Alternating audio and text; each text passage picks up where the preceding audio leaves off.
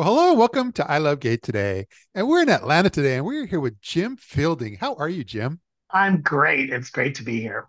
Oh man, I have had so much fun because I was sticking around, like checking out some of your book that you wrote and all the things you're doing. And Mm. my first thought was, why don't we? How is it that we have not met? How do we not know each other yet? Small world. I know. I felt the same thing when, I've been following you, listening to the podcast, following you on LinkedIn, and that's when we kind of reached out. And I was like, why haven't we met yet? Yeah. Like you and I were talking about, I think writing the book and publishing it, putting it out last fall, I've met so many new people in the community. And I thought I was really networked in the community. I thought I knew so many people, but I obviously had so many more to meet. And there's so many more you get to meet over the next few years. So much In fun. these journeys that we're all on. But Yeah. but I love what you've done. So your background, you kind of come from a corporate background, including being president of Disney stores, and we'll probably weave in and talk some about that. Sure. But you just released a book, and I All did. Pride, No Ego, and Hmm. but it kind of is part of it just sort of taps into your whole corporate history, but kind of brings together. I would just say it's a very much a make you feel good and self help book. It is. I mean, I tried to write it, as a business book too, but I mean, it's organized around 10 leadership and life lessons told, from my experiences. And honestly, Matt, it's the book I wish I would have had younger in my career. So it's Yeah. almost like I wrote a book to myself. With the benefit of hindsight and 40 years of journals, I was able to look back and say, okay, what did I wish I'd known at 25 that I knew at 56? Yeah, yeah. And so it was a very selfish, cathartic exercise, actually. But I love it because so much of some of the things I was reading about the book, you touch on a lot of it seems to touch on leadership and sometimes in some ways the lack of leadership that we get to look Yes. to. But you really point out something, two words in front of it: authentic servant leadership, which I thought was Yes. a unique term. Yeah, well, I never really thought about what my leadership style was until I got later in my career. And then you would go through trainings. I mean, the good things about working at Disney and DreamWorks and Fox, they put you through executive trainings, development classes. And, for a long time, there was this whole servant leadership movement, which I understand, which is like working through the people and putting your team before yourself, which I kind of did naturally. But I realized that I had a layer beyond that, which was really this authentic leadership. Like I had this degree of authenticity and that, I wanted to be my full self and I wanted people that worked on my team to be able to embrace their full selves. Yeah. And that's why I was like, wait a minute, I'm kind of authentic, I'm kind of servant. And that's really what, my mission now is helping people embrace their authenticity, whatever that authenticity is. And it's not just gender identification or sexual identity. I mean, we all have authentic stories. We all have quirks that make us uniquely us. And I always wanted to create cultures and workplaces where people felt psychologically safe enough to bring it, like bring all of them.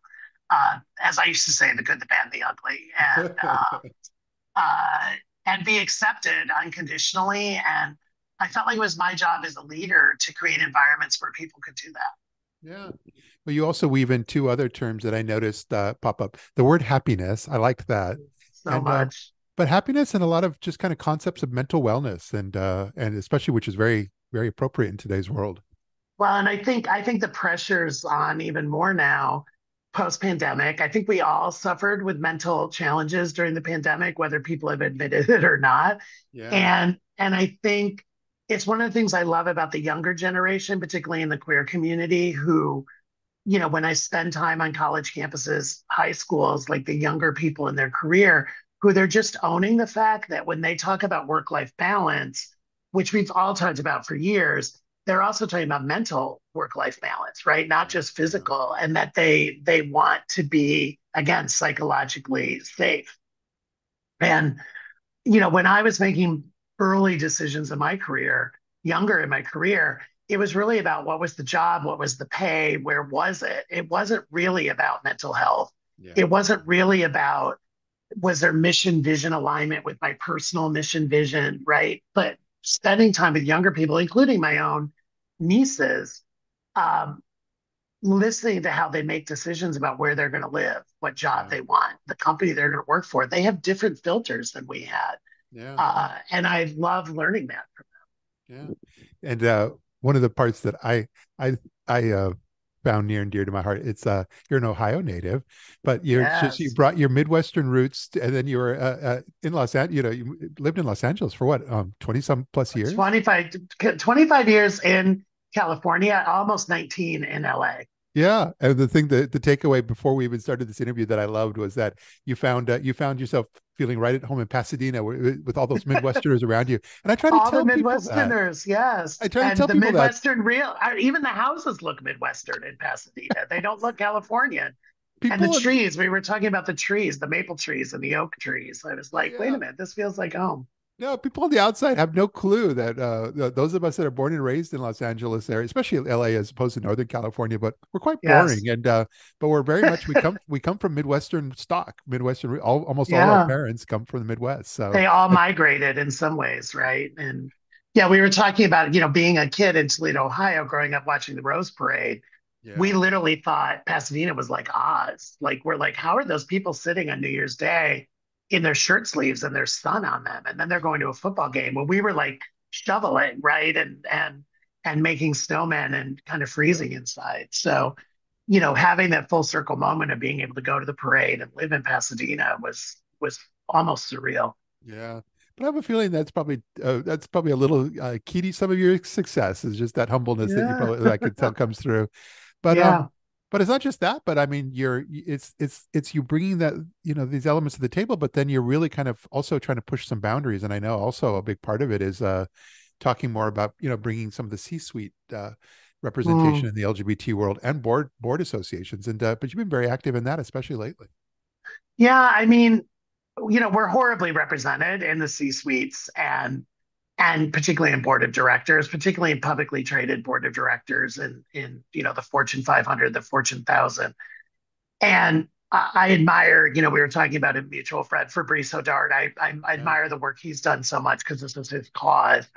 And I love the fact that we're talking about it because I think that corporations are missing out on such a talent pool by whether it's inherent biases. I don't really think it's like stated biases, but I think the C-suite and board of directors is kind of the last bastion of the patriarchy in a way, not to sound like the Barbie movie, but the white male patriarchy. It's very, and I think women have the same issue and people of color have the same issue. Like when you look at the percentage of the population of the different groups, yeah, those percentages do not match in the C-suite or board of directors. And I'm not even saying it has to be a one-to-one, yeah, but even if you use 10% of the population identifies as queer, we're under 1% representation on boards and in the C-suites of Fortune 500.